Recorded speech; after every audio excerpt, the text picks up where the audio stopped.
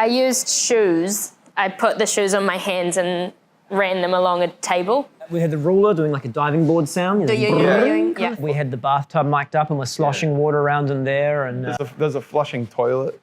Yeah, there is. I'm Tucan, I play drums and do kind of production and mixing for the band. I'm B, I'm a backing singer and dancer. And I'm Harry, I play guitar and production and stuff. What was the trip? Yeah. It's such a trip, we love Tokyo.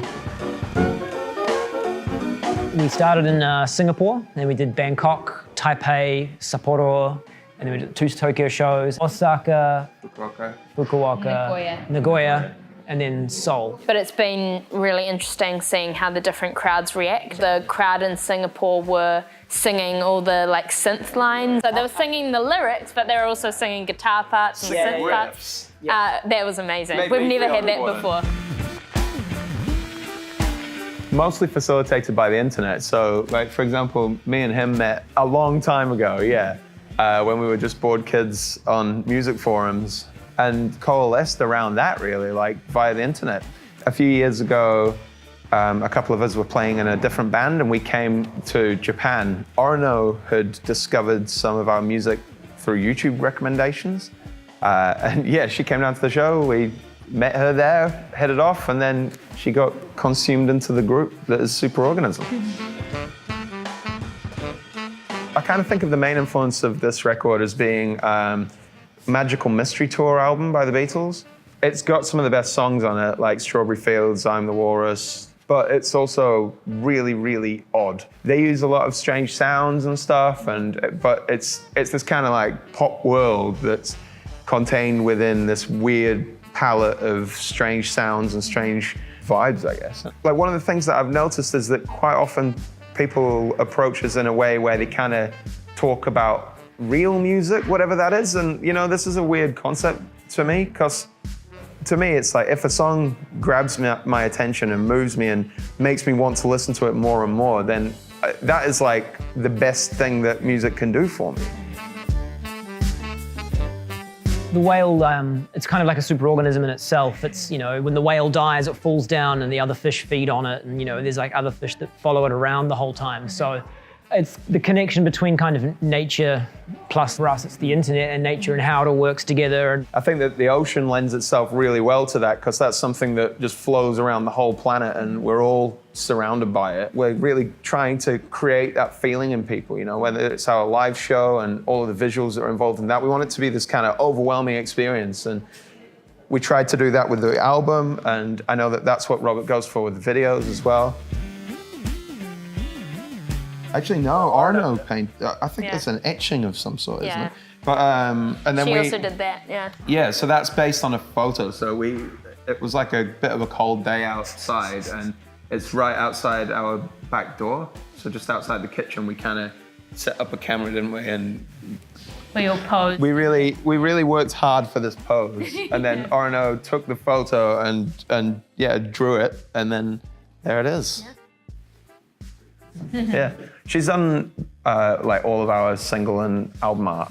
Yeah, but anything that's kind of moving, Robert's done basically. Yeah. Do you know that song? It's by a group called Mojo. It's called Lady Hear Me Tonight. You know that song? Yep. Lady Hear Me Tonight. I've had that stuck in my head for the last few days. We heard like a remix of it on a rooftop bar in Bangkok. Do you guys remember that? Yeah. About a week ago, and it's been stuck in my head ever since. So I put that on, and then that sent me off down this journey through French house music. I just had Thank You Next playing in my head for the last... Like everyone. For Super Bass by Nicki Minaj, because some of us danced to it in a club last night, and it went off. There you go. Especially Tucan.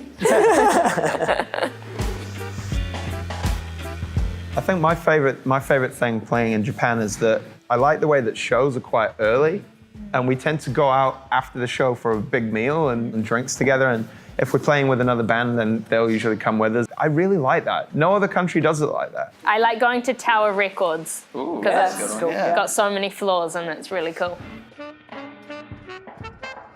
We ate at a Korean restaurant in LA last year. That was really good. And I can't remember the name of the dish, but it's a spicy tofu soup. Oh, yeah. In like a clay kind of pot, and it was one of the best things I've ever eaten. My favorite thing was those al pastor tacos backstage at the Corona Capital Festival in Mexico City. Yeah. I think it made some of us sick. Yeah. I would eat them again, even knowing that it gave me horrible stomach cramps the next day. Those royal trumpet mushrooms we had last night at that yakitori bar, that place, that was the best mushrooms we've ever had. Yeah. Basically, we were in Iceland recently, and this is probably similar for Tucan. So we get kind of dry knuckles in cold environments. So it's some sort of Icelandic wild herb ointment, and I love to just These massage are it into my addictive. knuckles. Yeah. I have a little tube of like chili flakes, chili powder that I put on food to make more exciting, like on plain food. Good. Also tea bags. I take tea bags everywhere. Teabagging. Noise cancelling headphones for flying because, oh my God, change your life. Can I have a second item? Recently, when we were touring in the UK and Europe, we kind of so me and Tucan just recently bought these little Yamaha keyboards. And so we recently, we've been taking those around with us as well. We set up the upstairs, there was like an upstairs lounge area in the bus, and we set it up as a little studio, and we just jam after the show every night. And actually we jammed with Chai a couple of times as well, who we're playing with tonight.